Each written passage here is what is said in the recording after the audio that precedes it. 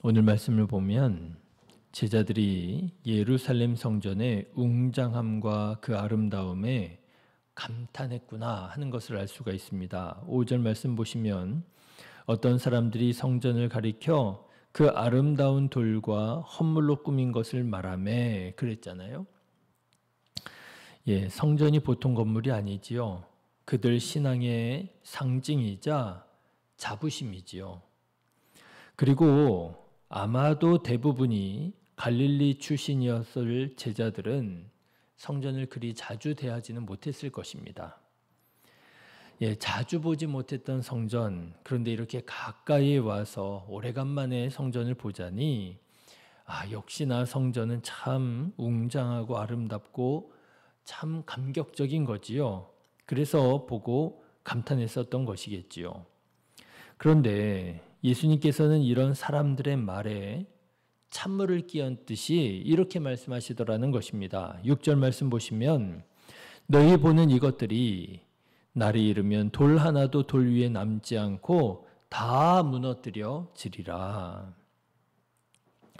여러분은 이런 예수님의 말씀을 들으시면 어떤 생각이 드십니까? 저는요, 이런 예수님의 언행을 이렇게 보면은요, 한편으로는 조금 너무하신 것 같기도 좀 해요. 제자들이 예루살렘 성전을 보고 자부심 가질 만 하잖아요. 예. 자부심을 갖는 게 신앙적으로 그렇게 악하거나 잘못된 거 아니잖아요. 오늘날로 말하자면 교회를 바라보면서 내가 신의 교회의 소속임을, 내가 신의 교회에 속해 있음을 기뻐하고 또 자부심을 갖고 그런다고 한다고 해서 그게 잘못된 거 아니잖아요. 오히려 필요한 거 아니겠습니까? 좋은 거 아니겠습니까? 그런데 예수님께서 그냥 말이라도 그러게 예루살렘 성전이 참 아름답구나, 웅장하구나, 멋있구나 이렇게 좀 제자들의 마음에 맞춰 주실 만도 한데 예수님께서는요 인정사정 보시지 않고 그냥 원리 원칙대로 그렇게 찬물을 끼얹듯이 말씀을 하시더라는 거예요.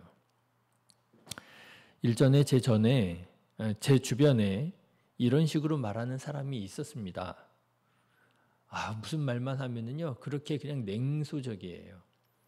제가 이렇게 감정을 이제 표현할 수 있잖아요. 나 이래서 너무 좋아.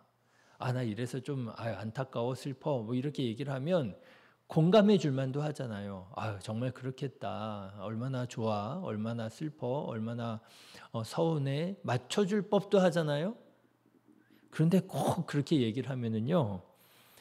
그까짓 거 별것도 아닌 걸 가지고 그걸 좋아하느냐고, 그걸 슬퍼하느냐고, 그걸 힘들어하느냐고 꼭 그런 식으로 얘기하는 사람이 있어요. 별로 말을 섞고 싶지 않더라고요. 여러분 아마 제자들의 마음도 그러지 않았을까요? 오래간만에 보는 예루살렘 성전을 보면서 그 웅장한 규모와 아름다움을 보면서 감탄하면서 예수님 이 성전을 좀 한번 보십시오. 어마어마하지 않습니까? 너무나도 아름답지 않습니까? 감격적이지 않습니까? 여기가 바로 우리 신앙의 중심지고 하나님의 집 아닙니까? 이렇게 좋아했단 말이에요. 그런데 예수님께서 그 성전을 보시면서 돌 하나도 돌 위에 남지 않고 다 무너뜨려지리라. 이렇게 말씀하시면 누가 예수님이랑 얘기하고 싶겠어요? 아마도 제자들이나 예수님의 주변에 있었던 사람들도 마음 한편 좀 서운해지지 않았을까 하는 생각을 해봅니다. 그렇지만 역시 사람들은 사람들이고 제자들은 제자들이에요. 예수님께 뭐라 하지 않고 섭섭하다 하지 않고 오히려 예수님의 그 말씀의 의미를 묻습니다. 7절 말씀을 보십시오. 그들이 물어 이르되 선생님이여 그러면 어느 때에 이런 일이 있겠사오며 이런 일이 일어나려 할 때에 무슨 징조가 있사오리이까? 그래도 참 제자들이 착해요. 역시 제자는 제자고 예수님을 따랐던 사람들도 참 예수님을 따를 만한 것 같습니다. 그래서 이 사람들이 두 가지를 묻습니다. 언제 그런 일이 일어날까요? 그리고 그런 일이 일어나기 전에 우리가 보고 알 수 있는 어떤 징조가 있을까요? 이렇게 두 가지를 물어요. 그래서 예수님께서 대답을 하시는데 예수님께서는요, 먼저 그 때에 대해서는 아직은 아니라 이렇게 말씀을 하십니다. 8절 말씀, 9절 말씀 보십시오. 이르시되 미혹을 받지 않도록 주의하라. 많은 사람들이 내 이름으로 와서 이르되 내가 그라하며 때가 가까이 왔다 하겠으나 그들을 따르지 말라. 난리와 소요의 소문을 들을 때에 두려워하지 말라. 이 일이 먼저 있어야 하되 끝은 곧 되지 아니하리라. 그러니까 여러분, 종말이 왔다고 몇 년 몇 월 며칠이라고 1992년 몇 월 며칠이라고 1999년 몇 월 며칠이라고 이런 거 믿지 말라는 거예요. 두려워하지 말라는 것입니다. 아직 아니라고 하는 거예요.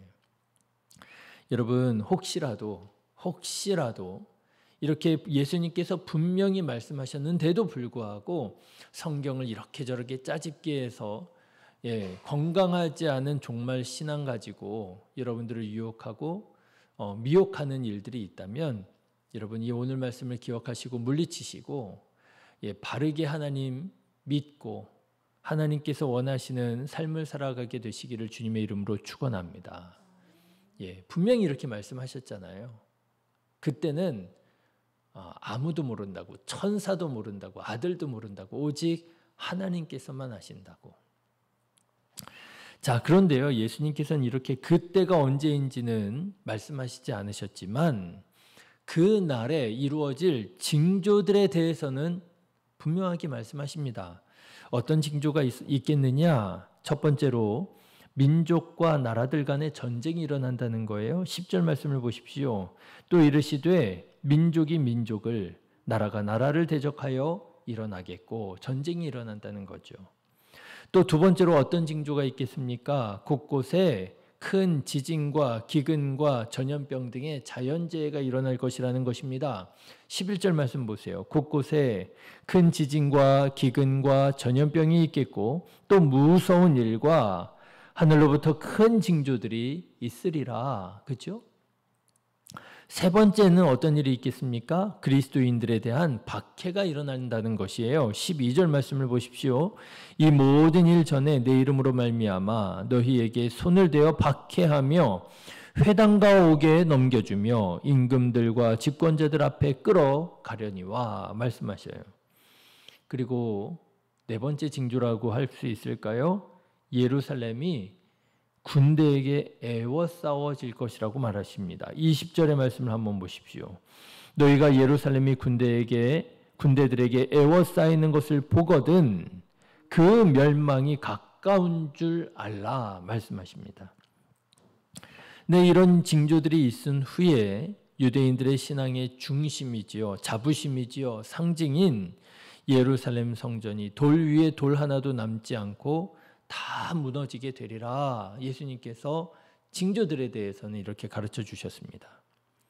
자, 그런데 여러분, 역사적으로 보면 실제로 이런 일이 주후 70년에 일어났습니다.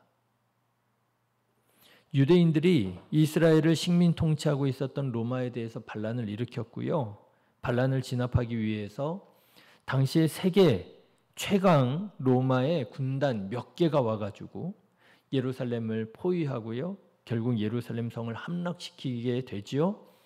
그래서 일단의 무리들이 마지막까지 항전하겠다고 도망친 곳이 마사다라고 하는 곳이 있습니다. 사해 근처에 있는 천혜의 요새인데요. 마사다라고 하는 곳에 도망쳐서 끝까지 항전하다가 결국 진압당해요. 스스로 다 목숨을 끊게 됩니다. 그렇게 예루살렘이 함락당한 뒤에 예루살렘 성전은 진짜 돌 위에 돌 하나 남지 않고 다 무너뜨려지고요. 불태워지고요. 소금 뿌리고요. 여기에서 이제 사람 살지 못하도록 소금을 뿌리고요. 예루살렘에 살고 있었던 모든 유대인들을 다 예루살렘 밖으로 내쫓아 버립니다. 그렇게 해서 유대인들이 팔레스타인을 떠나서 세계 곳곳으로 흩어지게 되는 거예요.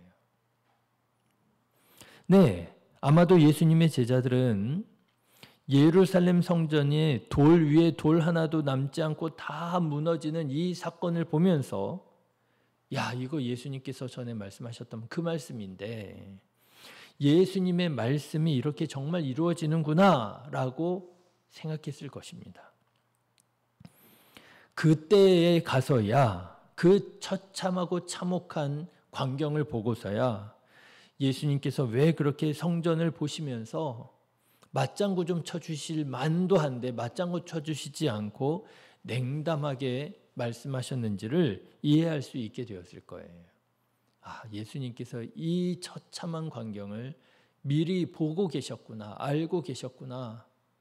이것을 알고 계시면서 야, 그래 예루살렘 성전이 참 웅장하구나, 아름답구나, 맞장구 쳐주실 만한 그런 상황이 아니셨겠구나. 얼마나 안타까우셨을까. 불과 30년도 지나지 않아 예루살렘 성전이 무너지게 될 것을 알고 있었으니 예수님께서 어떻게 제자들의 감탄에 함께 하실 수 있었겠습니까? 예수님께서 그래서 이렇게 냉담하게 말씀하셨던 것이겠죠. 자, 그런데 여러분, 예수님의 이 말씀이 주후 70년에 완전히 성취된 것은 아니었습니다. 오늘 말씀의 그 징조들을 보면은 아직 이루어지지 않은 말씀들이 많이 있어요. 특히 여러분 27절의 말씀을 한번 보실까요? 27절 같이 읽어보시겠습니다. 그때에 사람들이 인자가 구름을 타고 능력과 큰 영광으로 오는 것을 보리라 그러셨어요. 예수님께서 다시 오실 것을 사람들이 보게 될 것이라고 하는 거예요. 그런데 여러분 보았나요? 아니잖아요. 분명히 로마군들이 예루살렘 성전이 로마군에 에워싸여서 멸망당하는 것은 보았지만 그것이 마지막 날에 대한 예수님의 예언의 완성은 아니더라라고 하는 것입니다. 오히려 이렇게 말씀드릴 수 있을 것 같아요. 예루살렘 성전이 이렇게 로마군에 에워싸여서 멸망당하는 이 너무나도 충격적인 이 큰 사건이 예수님의 말씀, 예수님의 예언의 말씀의 완성이 아니라 그 마지막 날의 시작이었다라고 하는 거예요. 마지막 날이 시작되었다. 이제 우리는 어떤 삶을 살아가게 되었다는 거예요? 마지막 때를 지금 살아가게 되었다는 거예요. 그렇구나. 이제 마지막 날을 우리가 살아가고 있는 것이로구나. 마지막 날은 시작되었습니다. 그러나 마지막 날은 아직 완성되지 않았습니다. 우리는 마지막 날을 지금 살아가고 있는 중인 것이지요. 그런데 여러분 이런 성경적인 관점을 가지고 오늘을 살아가다 보니까요. 여러분 어떠십니까? 꼭 오늘 우리가 살고 있는 지금 이 시대가 예수님께서 말씀하신 바로 그 마지막 날 같지 않으세요? 곳곳에서 전쟁이 일어나고 있네요. 여러분 불과 한 5년 전만 하더라도 세계가 이렇게 전쟁이 일어나게 될 줄은 아마 잘 몰랐을 것입니다. 계속 전쟁이 확산되고 있고요. 곳곳에서 지진과 기근과 전염병이 일어나고 있네요. 요즘에는 또 계속해서 무슨 난카이 대지진이라고 하나요? 캄차카 반도에서도 화산 활동이 일어났다. 지진에, 기근에, 전염병에 그리고 여러분 그리스도인에 대한 박해가 일어나고 있지요. 우리가 잘 접하지 못하고 알지 못해서 그렇지 예수님을 믿는다는 것이 정말 목숨을 걸지 않으면 믿을 수 없는 그런 일들이 그런 곳들이 많이 있지요. 여러분 요즘에 우리가 살아가고 있는 시대를 보니까요. 그야말로 마지막 날이 가까이 온 것처럼 그렇게 느껴지는 것 같아요. 31절 말씀 보시면 이와 같이 너희가 이런 일이 일어나는 것을 보거든 하나님의 나라가 가까이 온 줄 알라 말씀하시잖아요. 야, 이거 정말 하나님의 나라가 가까이 왔나 보다. 그렇습니다, 여러분. 우리가 알아야 될 사실이 있습니다. 예수님께서 말씀하신 그 마지막 날이 아직 안 온 게 아니라는 거예요. 그 마지막 날은 이미 왔다는 거예요. 이미 시작되었다는 거예요. 우리는 마지막 날을 기다리고 그때가 언제인가 그렇게 살아갈 것이 아니고요. 우리는 오늘을 마지막 날로 살아가야 된다라고 하는 거예요. 여러분, 이 믿음과 이 신앙이 있으시기를 주님의 이름으로 축원합니다. 그것을 우리가 가리켜서 뭐라고 말하느냐? 종말 신앙이라고 말하는 거예요. 하도 이단들이, 하도 사이비들이 건강하지 않은 정말 이상한 종말 신앙을 가지고 사람들을 호도하고 문제를 일으키다 보니까 이제 종말 신앙을 우리가 말하는 것이 참 어려워진 것이 사실입니다. 말하면 꼭 이단 같고요. 말하면 뭔가 잘못될 것 같고요. 사람들의 마음에 두려움을 심어주어서 또 그런 좀 어려움도 있고요. 그러나 여러분, 건강한 종말신앙, 정말 예수님께서 우리에게 가르쳐 주시기 원하셨던 그 종말신앙은 오히려 오늘을 살아가는 우리에게 바르게 건강하게 살아가도록 만들어줍니다. 오늘이 마지막 날이라고 하는 것을 기억하고 살아가는 것은요, 오늘을 포기하는 게 아닙니다. 오늘을 내팽개치는 게 아닙니다. 오히려 한 발 뒤로 물러서서 오늘을 더욱더 바르고 건강하게 살아갈 수 있는 시각과 관점을 우리에게 제공해 주는 거예요.